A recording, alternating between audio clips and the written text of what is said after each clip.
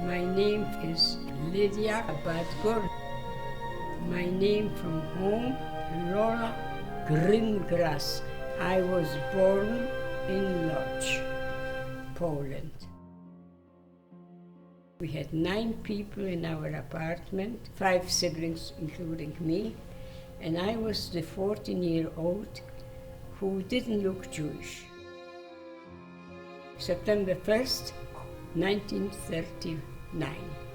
I was sitting in my house preparing for the next day's school because it was beginning of school year. It was a Friday, and my father comes in and says, the war broke out. And this was really the end of normalcy.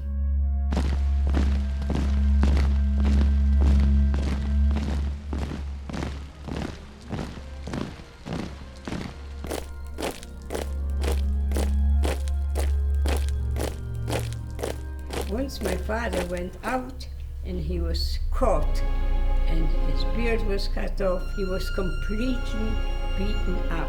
His face was black. We took him home and put him to bed. I was very pretty, young, and I befriended a lot of Jewish police in the ghetto. They helped me to get him out again, but out he couldn't go anymore as a man. I was always trying to get a job where I can help my family. I was working to just save 9 people from hunger. Suddenly, I was denounced because where I was working, they were killing the cows and the horses, and I took a bucket of intestines from cows and horses to bring home so my mother could cook for a few days a meal. I was denounced by a Jew. They came into my house, looked at the bucket, and they took me out from the house. They took me to this place, Lodz Ghetto, where I would meet my verdict. And I was the one who was supposed, as a horse, drag this big, long wagon. Jakubowicz was a good Jewish man who was also in charge.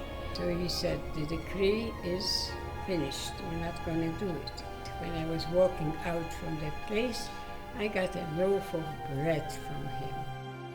There was one evening, I don't recall what year it was, where there was a comment that all children up to 5 years old have to be given up from the parents. Cries, horrible thing that mothers will have to give up their children, and they knew where they are going.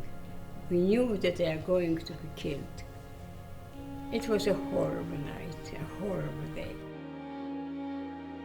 We stayed in the ghetto until my father was taken out.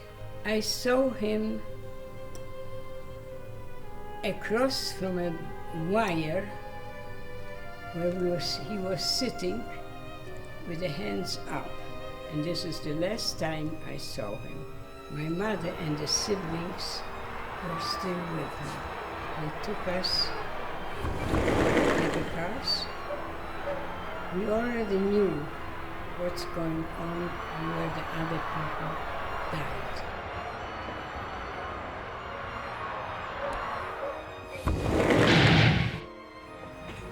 The whole family was going to Auschwitz.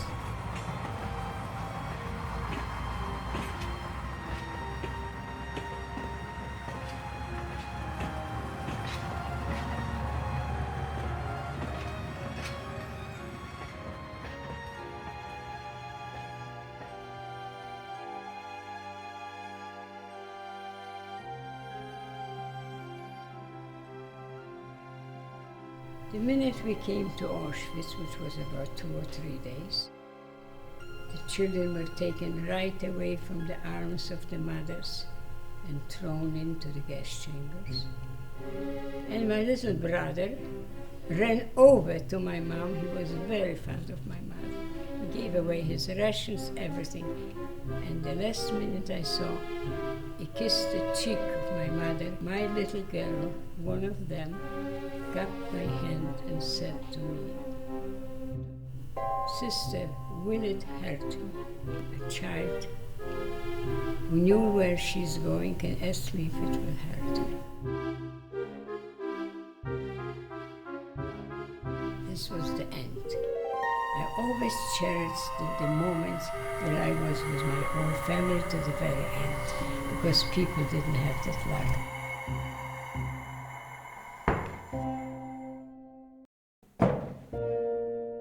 In Auschwitz, I was the one who was chosen to cut bread. There was a big window in front where I was cutting bread. And there was a young woman covered with a blanket full of lice. And I looked at her and I threw out to the window crumbs. The third day I said to myself, no, I'm going to throw out a few slices of bread. I saved her life, not knowing that she would save mine. We were moved later to Ost-Prussia, to Stolp was the name of another camp with fire, with chimneys. And from there we were put into a march. The march was meant because there was one group that was taken before and was dumped in the Baltic Sea. So we knew exactly what was happening to us, that we going also to the Baltic Sea. Mary Purcell was her name, and she remembered what I did for her, and she was in a white raincoat, my white angel. And she was right in the back, so once in a while she was running in front of me with a little tin cup, picking up the snow and giving me the snow so I wasn't burned up, because I had typhus. This is why I survived. 1944, liberation. I was taken in by a Russian commander to the hospital, and I was there, and I remember one thing. There was a little boy, a Polish boy, who was with us too, and he said to me, a young little boy, a Polish boy, "I'm going to marry you." When I was in the hospital, he brought me an apple. And let me tell you, frankly, this apple saved my life. The taste of the apple brought me back to my vigor. And the only person that survived for my whole family, 9 people, was me.